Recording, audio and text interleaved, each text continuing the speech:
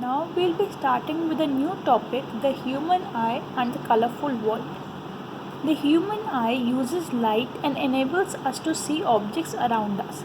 See, whatever we are seeing around us, the entire world we are seeing with our eyes. It has lens in its structure. It is the most valuable and sensitive sense organ which enables us to see the colors around us. The human eye is like a camera. Its lens system forms an image on a light sensitive screen called retina. So the eye structure is like this. The retina is placed over here. So all the image is formed on a light sensitive screen called retina. Light enters our eyes through a thin membrane called cornea. It forms the transparent bulge on the front surface of the eyeball. The eyeball is approximately spherical in shape with a diameter of about 2.3 centimeters. Most of the refraction of the light rays, refraction means the bending of light from one medium to another, entering the eye occurs at the outer surface of the cornea. The crystalline lens provides a finer adjustment of focal length required to focus objects at different distances in retina. So here is the figure of the human eye. The retina is placed over here. The outer bulge is called cornea and the light rays are entering from here. So a structure behind the cornea is iris. It is a dark muscular diaphragm that controls the size of the pupil. The pupil regulates and controls the amount of light entering the eye. See, whenever we are in dark or in sunlight, the light entering our eyes is different.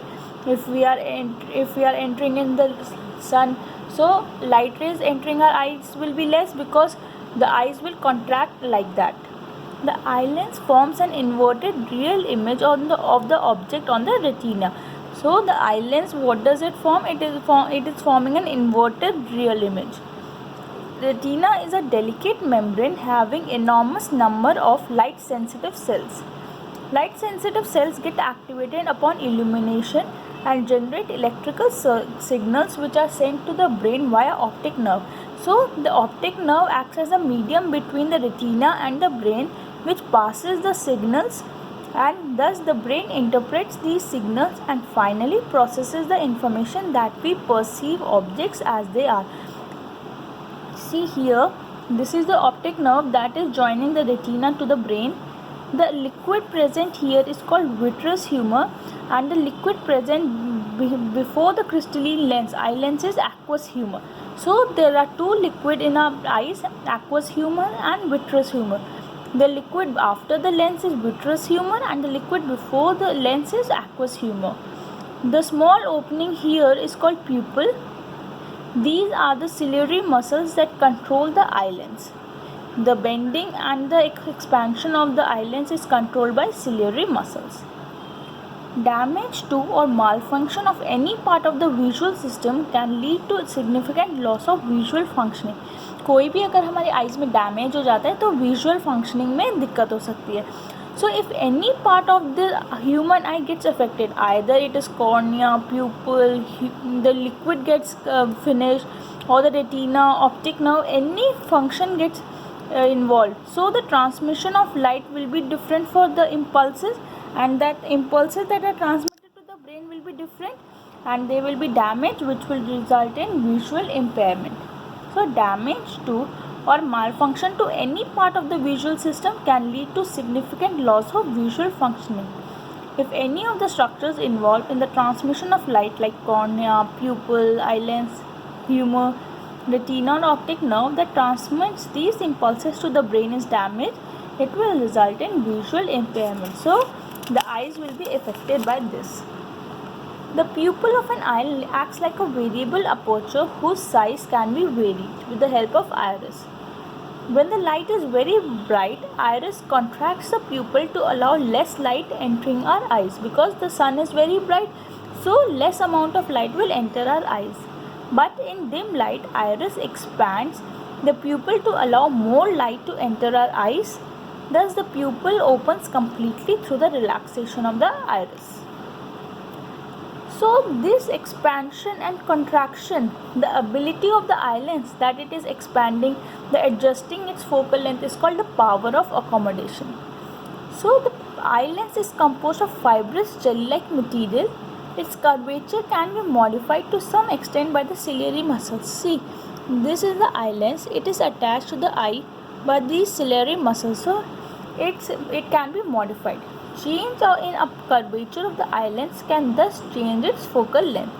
So when the muscles are relaxed, the lens become thin, and when they will see here, when the lens will become thin, the focal length will increase, because here the aperture will be like this. The focal length increases and will help us to enable to see the distant objects clearly. But when we are looking at nearby objects, ciliary muscles contract, curvature of eye lens increase. So here the curvature increase, which will reduce the focal length, and if we reduce the focal length, we will be able to see the nearby objects clearly and the eye lens becomes thicker. You see the difference? Here muscles are relaxed, eye lens becomes thin, and when muscles are looking at nearby objects, they are stressed and the eye lens becomes thicker. So the ability of the eye lens to adjust its focal length is called accommodation. It cannot be decreased below a certain minimum limit. The minimum limit that our eyes can see is 25 centimeter. To see the object distinctly, clearly, we must hold it at about 25 centimeter from the eyes, and it is called the near point of the eye. Or what? The minimum distance that our eye can see clearly is called the least distance, or the near point of the eye, which is 25 centimeter for a normal human being. Similarly, the farthest point that our eyes can see clearly is known as the far point, which is infinity for a normal eye. Sometimes the crystalline lens of people at old age becomes milky and cloudy. A cloud-like formation takes place in front of their eye lens, which condition is known as cataract. So this causes partial or complete loss of vision. It is possible to restore vision through a cataract surgery. We have two eyes for vision because it will give us a wider field of view. If we have one eye, the horizontal field of view will be 150 degrees and we will not be able to see a wider view. So we have two eyes, which gives us a horizontal field of view of 180 degrees. The ability to detect faint objects is enhanced with two detectors, that means two eyes. Some animals, usually prey animals, have their two eyes positioned on the opposite side of the heads to give the widest field of view. But our eyes are positioned in the front, and thus reduces our field of view in favor of what is called stereopsis. So we have our eyes in the front of our head, but some animals, which are prey animals that kill animals to feed their stomach, they have their eyes positioned on the opposite side of the head.